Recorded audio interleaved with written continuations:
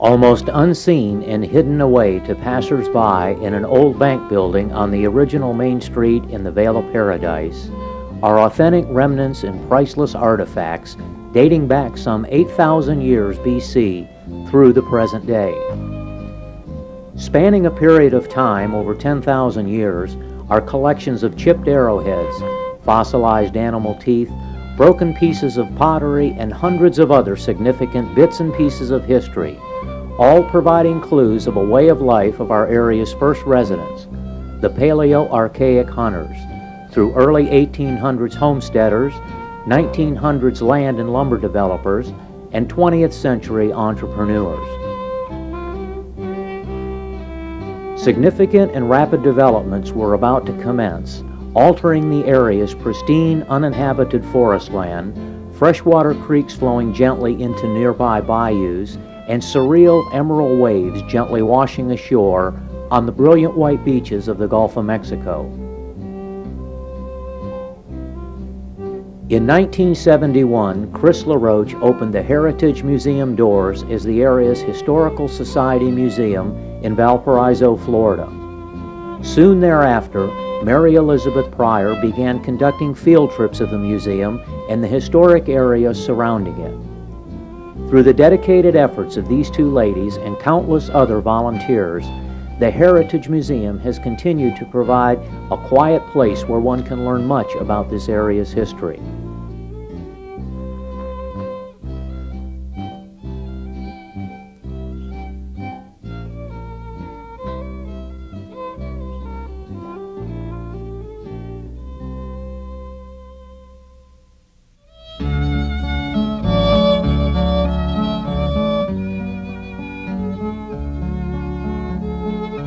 Hello, I'm Chris LaRoche, Director at the Heritage Museum. For over 22 years, a local volunteer has been conducting tours presenting the history and development of our area. Join us now as Mary Elizabeth Pryor takes us on a trip back in time, reliving days gone by. What I'm going to do is give you a brief history of what we call the Twin Cities. This Niceville and Valparaiso, which you are probably familiar with, right? Niceville and Valparaiso, even though we call them twin cities, had a very different beginning. In the middle 1800s, around 1842, a cattleman by the name of Jesse Rogers came from Louisiana to settle in this area. Along with his family, he drove his cows and his pigs to the head of Boggy Bayou. Boggy Bayou was named for the deposit of peat discovered at the mouth of Juniper Creek. After a while, Jesse decided he really didn't like it here, so he took his family and moved down to Mary Esther. The cemetery in Mary Esther is named in his memory. But there were other people who came to live in this area as well. Permanent settlement began after the Civil War ended. The war victims left their devastated homes behind and started settling along Boggy Bayou. They were interested in the fishing and timber industries, abundance of sunshine, waterway transportation, and inexpensive tracts of land. In 1893, the U.S. Postal Service officially recognized the city of Boggy with the establishment of a post office. In November 1910, the residents voted and renamed the city Niceville, although it was not until November of 1925 that Niceville became the permanent name of the city. With the establishment of a grist mill, general store, and a number of turpentine distilleries, the town grew, improving the primitive conditions the homesteaders had to endure. The lumber business back then involved cutting down the big tall pine trees, wrapping and tying them together and floating them to Pensacola to the sawmills to make shipmast or lumber out of them. Most of the timber industry moved up to Crestview when the railroad was built between Crestview and Pensacola.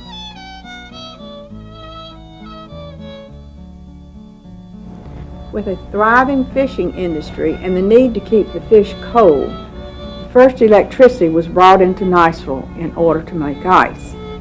Niceville had the first movie house in Okaloosa County, and people would come from Camp Walton, Crestview, and Mary Esther to the movies in Niceville. Over the next decade, Niceville continued to develop, and in July 1938, the city of Niceville incorporated, and the city has continued to grow to its present day. Now, Valparaiso had an entirely different beginning. It was founded by a man from the Chicago area whose name was John B. Perrine. Mr. Perrine first came to Northwest Florida from Chicago about 1890 on a hunting and fishing trip, traveling from Chicago by train to Pensacola. From Pensacola, he traveled by water eastward, crossed Choctawhatchee Bay, and turned into Tom's Bayou. He noticed that the land was for sale, saw wildlife in the woods, and lots of fish in the water. Mr. Perrine had a dream to build a retirement community for his friends from the north. So he went back to Chicago, formed the Valparaiso Development Company, got enough money to buy the land, and moved to Northwest Florida. He had his city chartered by the state of Florida and called it Valparaiso, which comes from the two Spanish words which mean Vale of Paradise. Unfortunately, in 1921, Mr. Perrine died, and his company went into bankruptcy, which meant it could no longer pay its bills. The assets of the company, that is, the buildings and the property, were bought by another man from the Chicago area whose name was James Plew. Mr. Plew and his son-in-law, C.W. Ruckle, moved to Northwest Florida. They started the Valparaiso Realty Company, the Valparaiso State Bank, which we call the Vanguard Bank today, and built a hotel which they called the Valparaiso Inn. The inn became nationally known. It was patterned after a resort hotel in Chicago called the Edgewater Beach. People would come from all over to stay at the Valparaiso Inn, and it had its own golf course. It was built by a man from Crestview, Mr. Silas Gibson. And Mr. Gibson built roads and bridges and houses, but he had never seen a golf course before. So Mr. Plew put Mr. Gibson in his airplane, took him off, showed him some golf courses, and when they returned, Mr. Gibson built the golf course.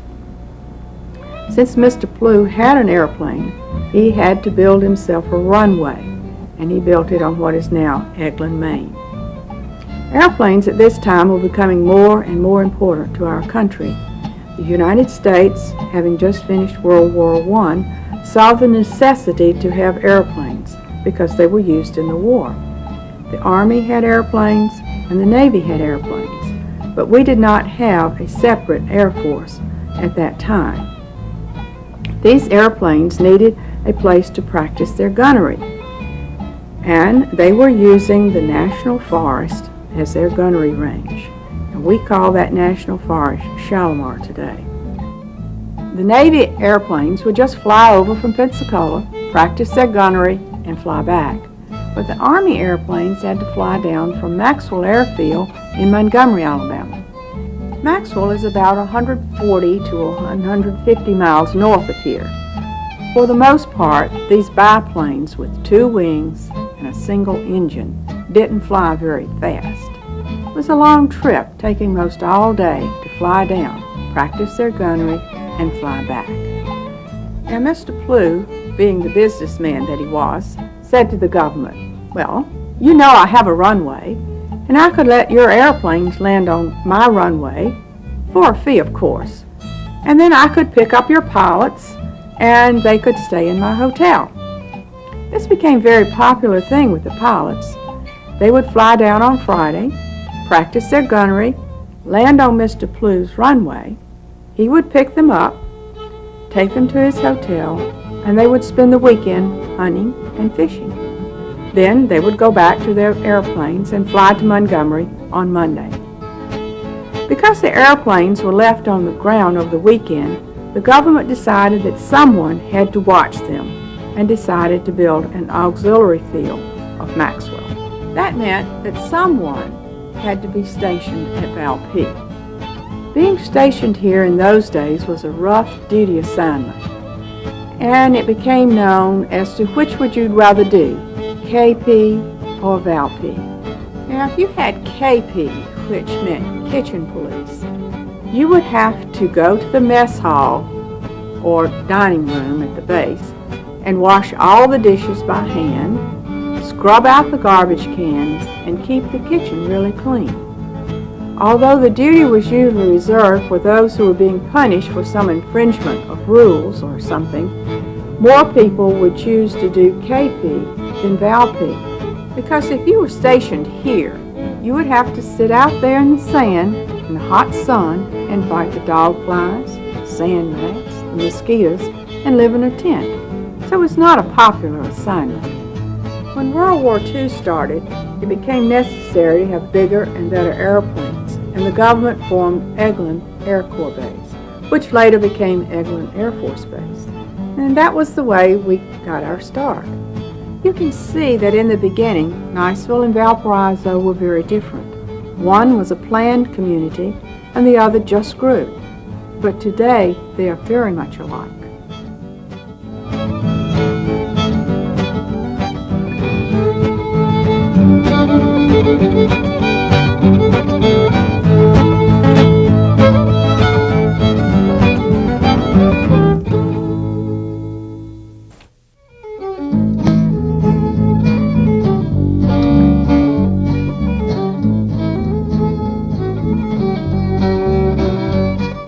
In the fall and spring of each school year, students from local area elementary schools have the opportunity to embark on a field trip to the Heritage Museum.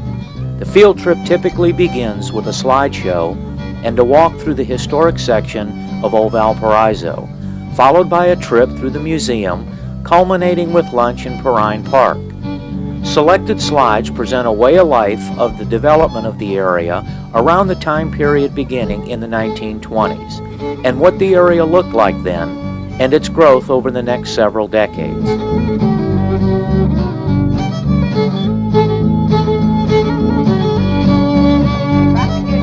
Turn off the light, and Mrs. Fitzgerald is going to help me with the slides, but the remote control is broken, so it's going to take us a little while. Now, you can see that when Mr. Perrine first came to Northwest Florida, he had to ride the train.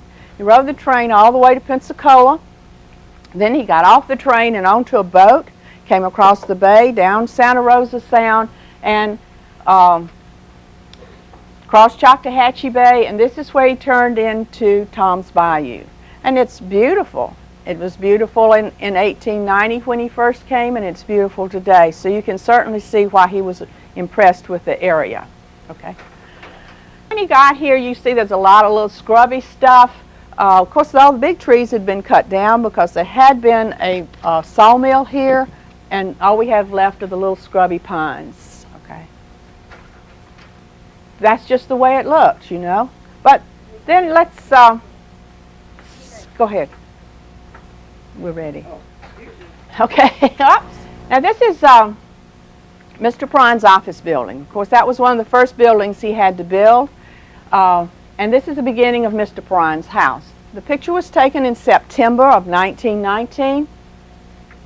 And you can understand, there were a lot of people who got on the train in Chicago, rode the train all the way to Pensacola, got off the train and came by boat to see this place to retire. And you can see if you got off this boat and walked up here and saw all of this underbrush, and you lived in a city where they had electric lights and sidewalks and running water in the house and automobiles, and you might have a second thought as to whether or not you would want to come here to spend the rest of your life.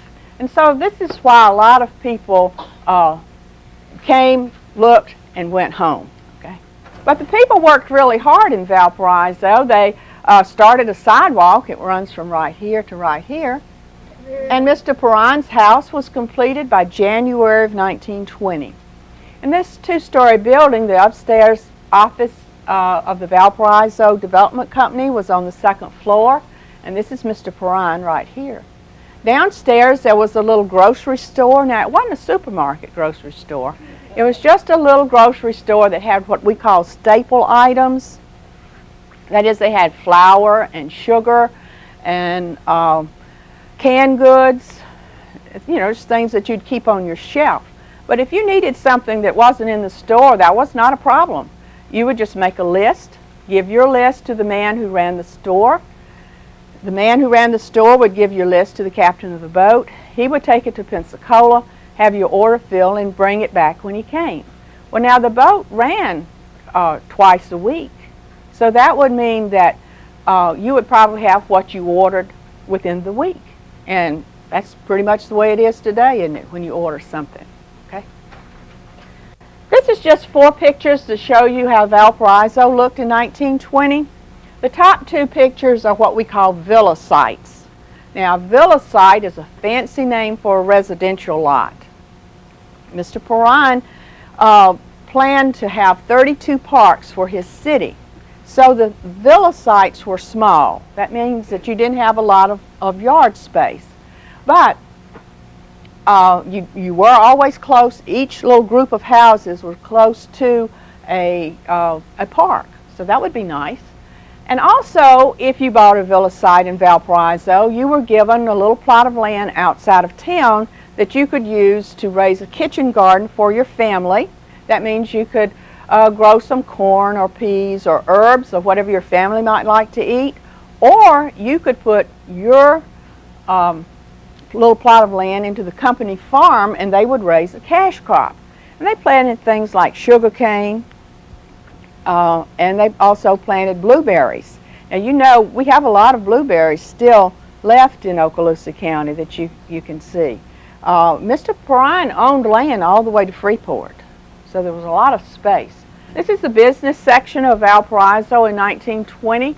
This is a hardware store called Verbeck Store, Mr. Perrine's office building, and his house. And you can see they've put in lots of new sidewalks. This is a 2-story wooden apartment building that was located on the corner of Westview and Bayshore. Now, Mr. Perrine thought that if you were going to have a city, there were a couple of things you really had to have. One was an apartment building. Another was a hotel, which he called his hotel the Bayshore Hotel.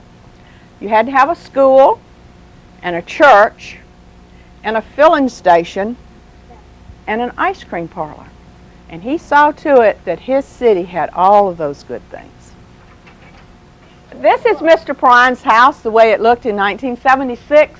And the interesting thing is the gazebo, okay?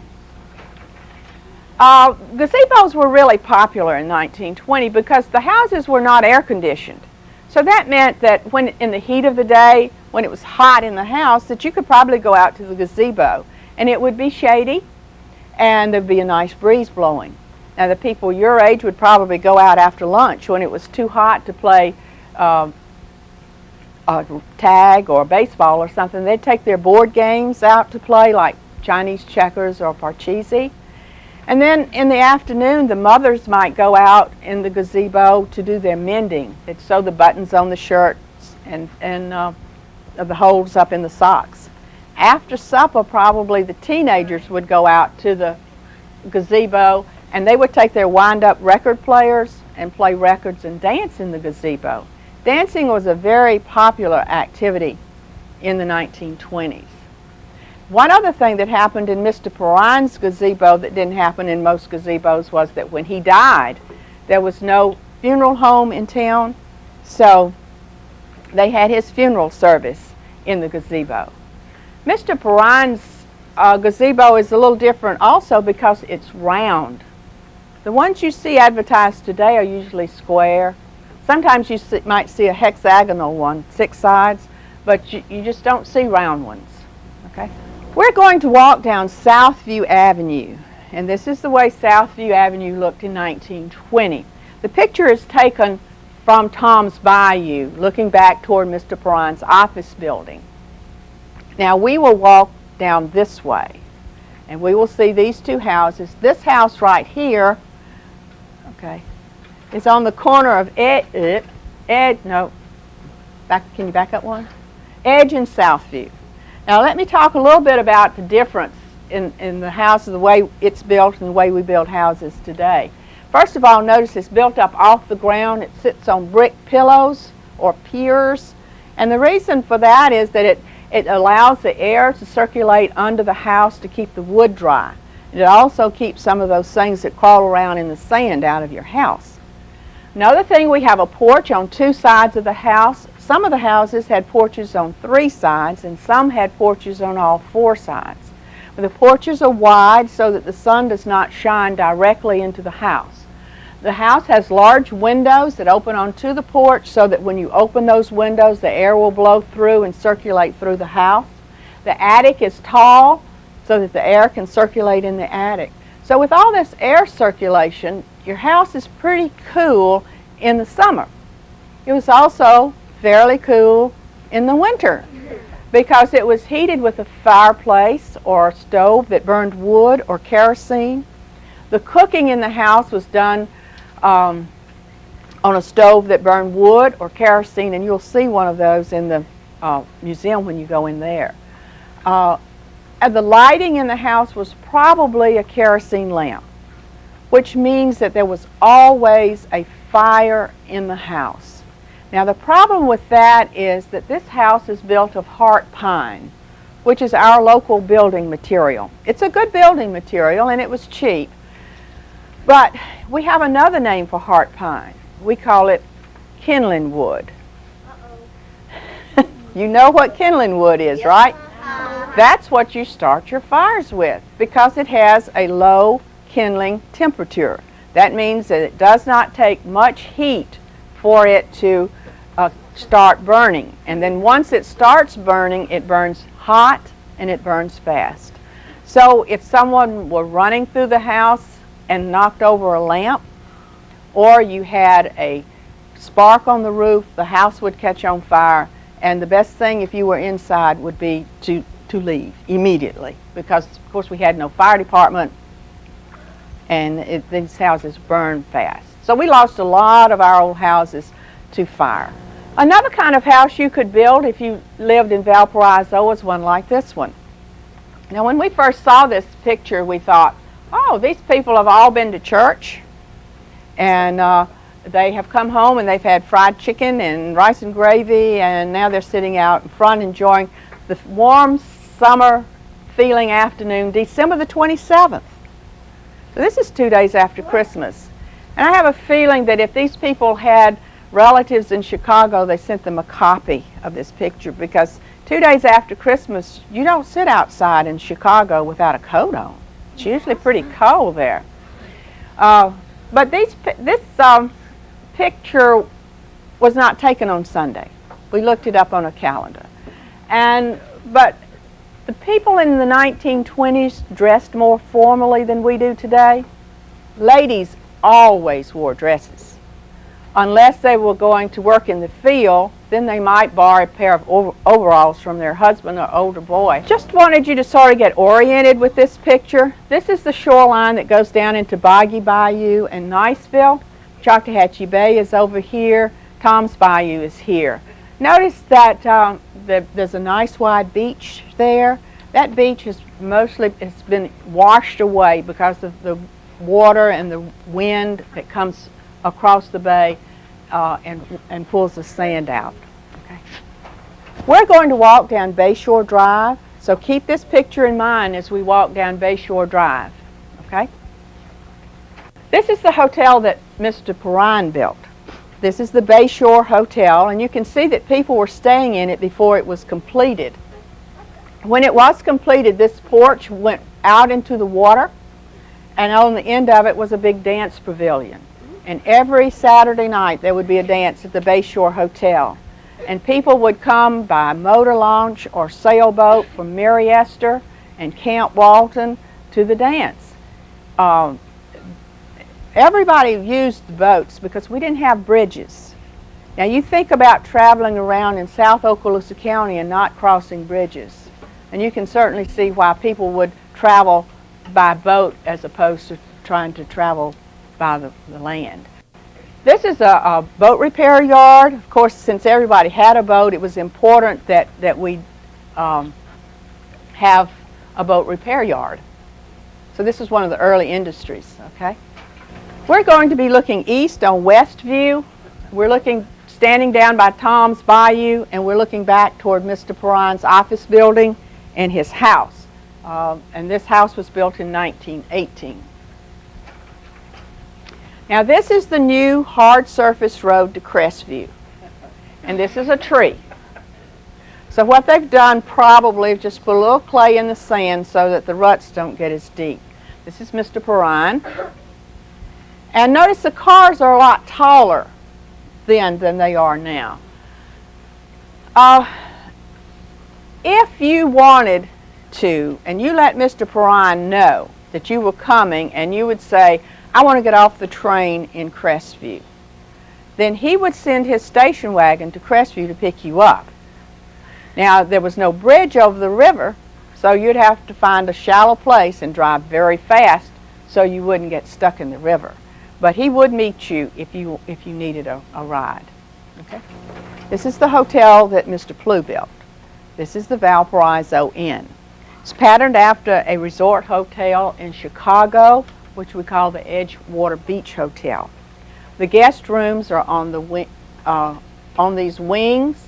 In the center was a very nice restaurant, and on the third floor was the ballroom, and where they would have dances on Saturday night.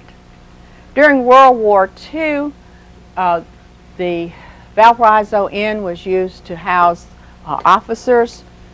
After the war, it was turned into an apartment building and fell into disrepair. And there was a fire in the hotel. A man bought the hotel with the idea of restoring it. He had it placed on the National Registry for Historic Sites. But unfortunately, before he could do anything else to it, there was a second fire and it was destroyed. Now this is the side that faces the water. The other side was really quite plain. This is a warehouse. It's down on Tom's Bayou, and see, this is where they stored all the lumber and everything for the buildings that they were building. You can see the bricks here that they had to bring in for the all the houses set up off the ground on brick pillows, so they had to bring those in. This is the business section of Valparaiso, and this is the way it looked until this is where the stores were when Mr. Perron lived here. But when they built the 4-lane, John Sims Parkway, these stores all moved up where the traffic was. And this was vacant. And then about that time in 1964, Okaloosa Walton Community College was formed, and this is where they met. This is Mr. Plew's bank building, built in 1922, the first Valparaiso State Bank. In 1976, the city had all these buildings torn down except this one, which now houses the museum, and this one. Kenneth, could you turn the overhead on for us, please?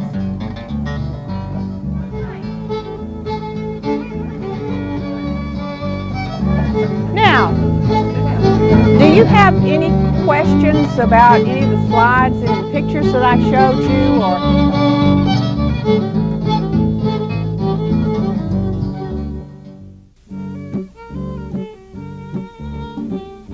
Okay, well then let's go on our walk. Okay, let's go this way. The first thing you need to do every time we stop is to look down to see where you're standing. The ants have built their houses in the cracks of these sidewalks, and you don't want to be standing on their house. It makes them very angry. Okay? All right. Now, the museum is located on Westview Avenue. Westview Avenue starts down at Tom's Bayou, and at some magical point between the playground recording studio and Mr. Perron's house, it changes into Eastview Avenue and goes down to Bayou. Now, the first Valparaiso State Bank was located where that building that says Heritage Museum, where that building was located. It was a brick building that the city of Valparaiso had torn down in 1976. One of the first things that Mr. Perron did was to build his office, which was located about where the playground recording studio is. This street is Southview Avenue, and it goes down to Tom's Bayou. On this corner originally was located the first hardware store. It was called Verbeck Store, and after It was a hardware store. Then it became a ladies' ready-to-wear called the Howell Sisters. And when John Sims Parkway was built, there was no traffic down here, so all the stores moved out. And in 1960, when Okaloosa Walton Community College was founded, they took over these buildings, and this was the original campus for Okaloosa Walton Community College, and they used Verbeck's store as part of their classrooms, and then it was torn down. These trees are camphor trees. Now, have you heard of camphor? Yeah. Okay, they use it for making medicine and paint and cosmetics. And the camphor tree is a native of South Africa. Now, this is a leaf off the camphor tree, and I'm going to let you smell it and pass it on. Yes. We're on Chicago Avenue. Why do you think we have a street in Valparaiso, Florida named Chicago Avenue? The gentleman that founded the town lived in Chicago? Right. Both Mr. Perrine and Mr. Plew were from the Chicago area. And this was the first church building. The Perrine family gave the property to the congregation, and they did the churchy things that you have to do to earn money to build the building. They had cakewalks and spaghetti suppers and that kind of thing. Originally, it was a non-denominational Protestant church, but in the 1970s, the congregation voted to join the Presbyterians. Then they outgrew the building and built themselves a new church over near Rocky Bow and sold the building to the Living Waters Church, which is a non-denominational church. But they too outgrew this building, and now it belongs to the Korean. This is a full gospel Korean church. During World War II, we had a housing shortage in Valparaiso, so since this is a big house, they changed it into 3 apartments. 2 apartments were downstairs and 1 was upstairs. I said the roof was tall. It must be tall enough for an adult to stand up in, because it'd be hard to rent an apartment to someone if they couldn't stand up in it. Changed it very much. They have screened in their porch, and they've added a little garage on the other side. They probably would not sell it to you for $1,000, but anyway. The house on the corner is one of the original houses. We have pictures of it. It always had the windows in the attic, so it was always a 2-story house. If you look through the bushes there, you might be able to see a gray building, and that was where the Valparaiso Inn was located. There's some apartment buildings down there now.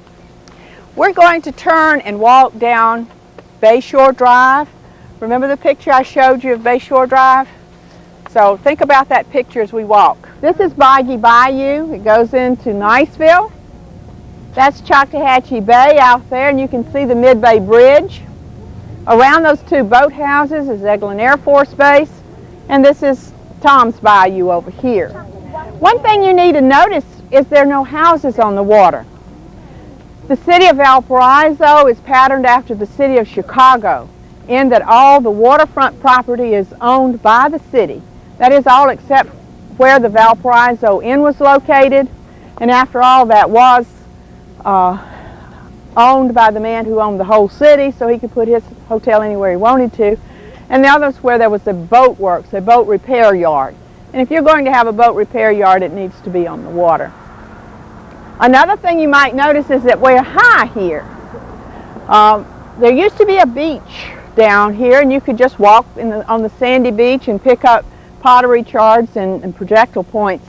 But you can't do that anymore. It's all eroded away. Because when the storms come in off the Gulf, they push that water all the way across Choctawhatchee Bay and up on this side, and the water rushes in and rushes out and takes sand with it. In fact, the city of Valparaiso was concerned about whether or not they would lose this road at one time. So they did the environmentally correct thing. They put riprap at the foot of the hill. Now, riprap is the polite name for broken pieces of concrete, old tires, big limbs, anything that when the water rushes in with the sand, that these things will hold the sand and not allow the water to pull it out. So they have saved the road. The big wooden fishing boats like this one have to be pulled out of the water about every 18 months to have the bottom scraped, because during that time barnacles and algae will stick to the bottom. So they will pull the boat out. Now this one obviously has had other problems besides just being right. I think maybe it has been sunk at one time. I don't know the history of it. But anyway, if it's your regular working boat and you need to take it out of the water, you'll say, okay, I'm bringing my boat in. And they'll crank this old noisy engine up and let this sled go back into the water. Now the sled is on railroad tracks, and the sled has railroad car wheels on it. And so the sled goes out to the end of this dock. Then they drive the boat on between the piling, can you see the piling? And will tie the boat off, reverse the engine, and then pull it back out of the water just like you take your boat off, put it on its trailer. Except as they pull it out of the water, they've got to put these big piles of wood on either side of it to keep the boat from tipping over, because you know the bottom of the boat is not flat. Now, once they get the boat out of the water, they start scraping the bottoms to get the algae off and the barnacles. And then they look for rotten wood. If they find any rotten wood, they will cut that out, put a new piece on, and put cotton wadding around the new piece of wood, and then paint over that with an epoxy resin, which will seal that wood in so you don't have a leak. Then they'll go ahead and finish the bottom of the boat and paint it with a copper-based paint. Now they use the copper-based paint because barnacles and algae do not adhere to that as rapidly as they do to regular paint. Now, if this is your means of earning a living, you will want to get it back in the water as soon as possible, because, number one, if the boat is out of the water, you're not fishing and you're not making any money.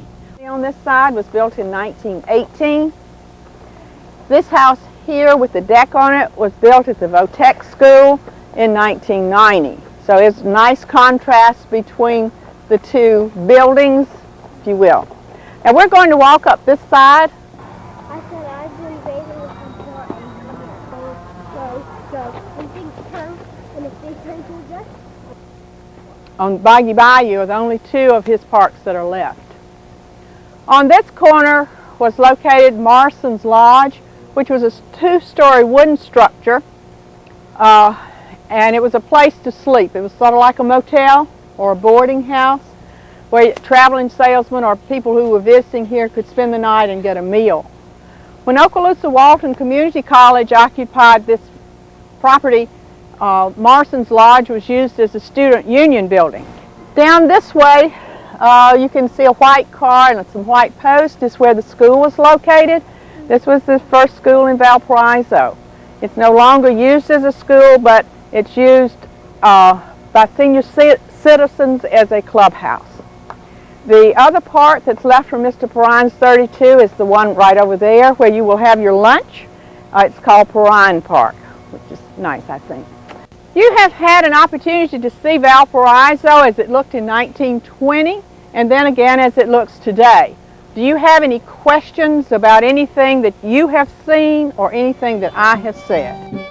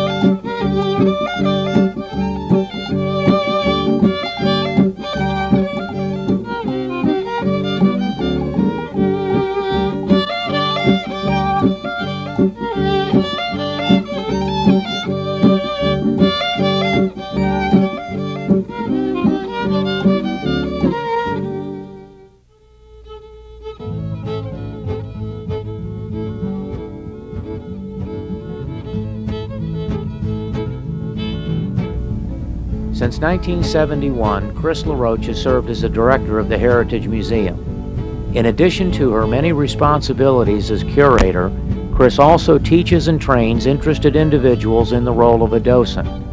Typically, docent training consists of about 2 hours of an instructional walkthrough of the many different display areas in the museum. Join us as Chris shares this information and a few stories about the history of our area.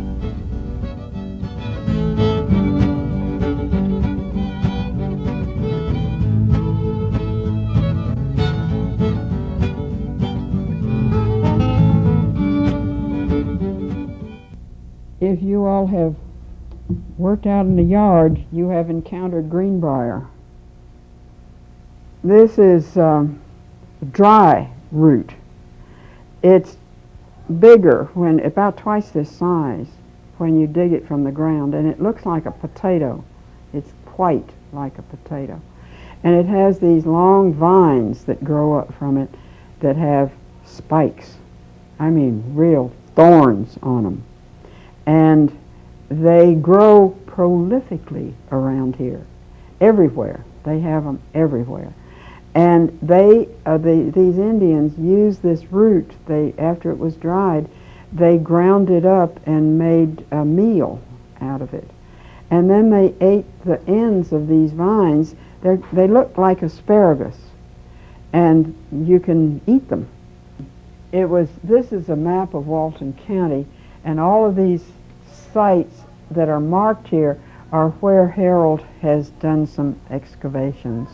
He doesn't really dig. He goes out after a rain and the water has washed the sand away and exposed these things, and then he just goes out and picks them up. Of course, he knows where to look, too. They camped near water, usually on high ground, and you can see that most of these sites are near springs, or streams, or springs. And the ridge road that goes up here to about Argyle and on to Defuniak Springs, there was a crossing. This wiggly line on the edge of it is the Choctachi River, and there was a crossing where the Indians crossed here, across the river on the ridge road, and all along the ridge road there were campsites where they campfire sites. So one thing I'd like for you all, as you see people come in, wandering in here and looking around at these things, and you see somebody, a lot of people don't like to just stand and read labels. But if you see somebody here, come in and ask them, want me to tell you about these things? Now you know all about these things, and you can tell some of our visitors about them. When visitors come in, to digress just a little bit, when visitors come in, we ask them to sign the guest book. This is a record of the number of people who come in. We don't have a counter under the carpet over there, so we depend on the hand counter or on registration, and we like to have people come in. And usually I ask them if they would have been in the museum before. If they have been, why, they know what they're looking for. They come in to see something specific. If they haven't been in here before, I ask them, well, I'll tell you a little bit about what you are going to see here. And I tell them briefly what I have told you. But I wanted you to know in more detail so that you can be docents. Now, a docent is a teacher, somebody who conducts the tours. We call them docents. And so I want you all to feel free to step in and tell people about these things that are here. You all are authorities now. You know all about the first settlers, the Indians who came in here. This exhibit represents some of the tools, the implements that the pioneer family used in their kitchens. It covers a broad time period because I don't have anything from the early 1800s, but I do from the later 1800s in this exhibit. Everything in this exhibit is from before 1940, before electricity, because electricity was not common in this area until the late 30s, early 40s. The Cox Bridge is now, Mr. Cox had a ferry, and he pulled it across the river, and he I've been told that he had a brake drum on each side of the river hung from a tree limb. And if somebody was on the north side of the river and was coming south to Camp Walton, and the ferry was on the south side, they beat on the brake drum, and he came across the river and picked them up and brought them across, and then they continued. If they were, and reverse, if the ferry was on the north side of the river and people wanted to cross, they'd bang on the brake drum and he'd come get them and take them across the river. The first settlers who came into this area were a group of Scottish people who had immigrated from Scotland into North Carolina, and one of their number, Neil McClendon, he got unhappy in North Carolina and he decided to head west, and he came out into this area and brought his family and other Scottish friends with him, and they made the first little settlement over in south of Defuniak Springs in the Uchee Valley area. They lived very peacefully over there with the Indians. The Uchee Indians invited them to come and live with them and taught them how to live in the wilderness and how to cut down the trees and build log cabins and things that the Scottish people didn't know how to do, and lived very much the way the Indians did, off the wild animals and the wild things that were growing around there. And they were very peaceful. They came in 1820, and they, about 1830, old Sam Story, who was the chief of the Uchees, he decided it was time to move, and we're not sure what really promoted it, but it was about that time that the U.S. government started putting Indians on reservations, and he may have heard that that's what was happening. They did go to Pensacola. They traded in Pensacola, so he probably knew about this movement to move the Indians from Alabama or wherever, and from this area out to Oklahoma to a reservation. Sam decided it was time to move, and so he looked around for various places that they might go. And but before the tribe moved, actually, Sam was an older gentleman, and he died, and is buried on the banks of the Choctaw River at Story's Land, near Story's Landing. Have you ever been out to his grave? I haven't, but I know about where it's located. Yeah, it's on private property, unfortunately, and it's not accessible easily. Harold's brother took me out to the grave one time. Before Sam Story died, he had become very close friends with these Scottish people, Neil McClendon and John McKinnon and some of the others. He had become very good friends with them, and he asked to be buried in the manner of your people, and so they honored that. They buried him. It was not customary, I guess, for the Indians to be buried, but and he told them, he said, when I get to heaven and I meet your Jesus, I will tell him that you were my friend. And so that shows, and that he was buried in the manner of the Scottish people. Bins, usually off the kitchen, they had a long shelf, and they'd keep flour and meal and things in these bins.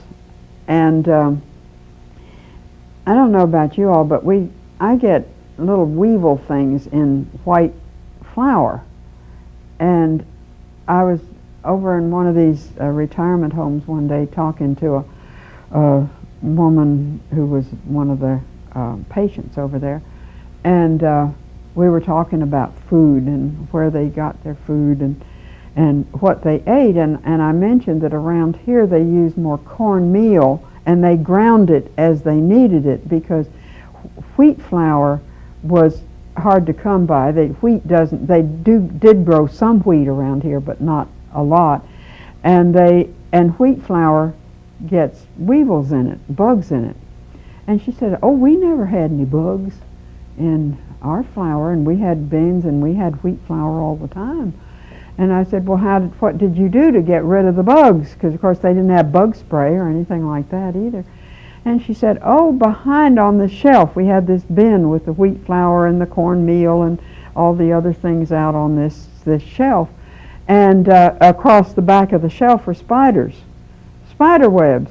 And those spiders, you know, they're good big spiders. They ate all the bugs. We didn't have bugs in our wheat flour. The spiders took care of them. So it depends on what you want. If you want bugs in your flour or you want spiders. This is called a hack. And this weighs about 10 pounds. And at this end is a very sharp, like a curved knife. And they kept this very sharp. And this is what they used to remove the bark from the tree. They made a V-shaped cut like this, about 8 inches wide. And they made it in as few strokes as possible. Usually, these were strong, husky guys, and they'd make their 2 strokes, then run to the next tree, cut again, and cut again. They had to do this every week because the pitch stopped running after a week's time, or about week to 10 days. And they started at the bottom of the tree down at the ground, and each week made a new cut, and they cut up as high as they could reach with this tool. Then they had another tool called a hogal that they used to cut up higher, but they didn't have the leverage to cut high, so it wasn't as practical to go really high on the tree. They'd start the scar is called a cat face, and they'd start another cat face on the back of the tree. And sometimes they had as many as 4 cat faces on a tree, and the trees were pretty good size. It didn't kill the tree as long as they kept an area of bark between the cat faces. It ended about 1939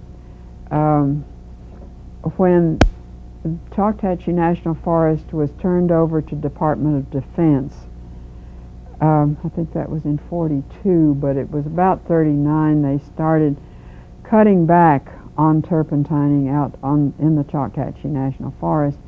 The government bought up the leases, and they bulldozed all the houses and bulldozed the stills, and everybody had to move off because the Department of Defense took over and they started bombing practice out there, and you don't have operations going on out there when you're dropping bombs. And so that really put an end to turpentining in this general area.